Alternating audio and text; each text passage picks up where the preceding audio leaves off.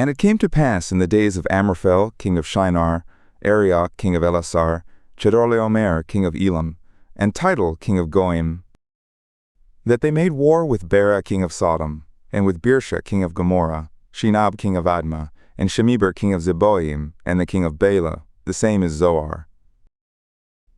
All these joined together in the valley of Siddim, the same is the Salt Sea. 12 years they served Chedorlaomer, and in the 13th year they rebelled.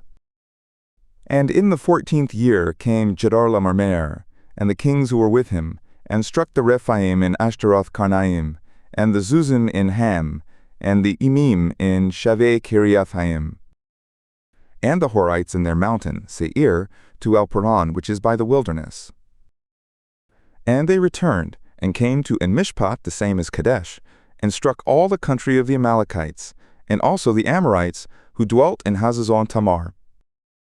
And there went out the king of Sodom, and the king of Gomorrah, and the king of Admah, and the king of Zeboim, and the king of Bela, the same as Zoar, and they set the battle in array against them in the valley of Siddim, against Chedorlaomer, king of Elam, and Tidal, king of Goim, and Amraphel, king of Shinar, and Arioch, king of Elasar, 4 kings against the 5.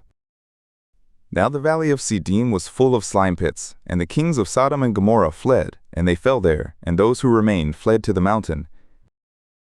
And they took all the goods of Sodom and Gomorrah, and all their victuals, and went their way. And they took Lot, Abram's brother's son, who dwelt in Sodom, and his goods, and departed. And there came one who had escaped, and told Abram the Hebrew. Now he stayed by the oaks of Mamre, the Amorite, brother of Eshcol, and brother of Aner, and these were confederate with Abram. And when Abram heard that his brother was taken captive, he mobilized his trained men, born in his house, 318, and pursued as far as Dan. And he divided himself against them by night, he and his slaves, and struck them, and pursued them to Hobah, which is on the left hand of Damascus. And he brought back all the goods, and also brought back his brother Lot, and his goods, and the women also, and the people. And the king of Sodom went out to meet him, after his return from the slaughter of Chedorlaomer and the kings who were with him, at the valley of Shaveh, the same as the king's valley. And Melchizedek, king of Salem, brought forth bread and wine, and he was priest of God Most High.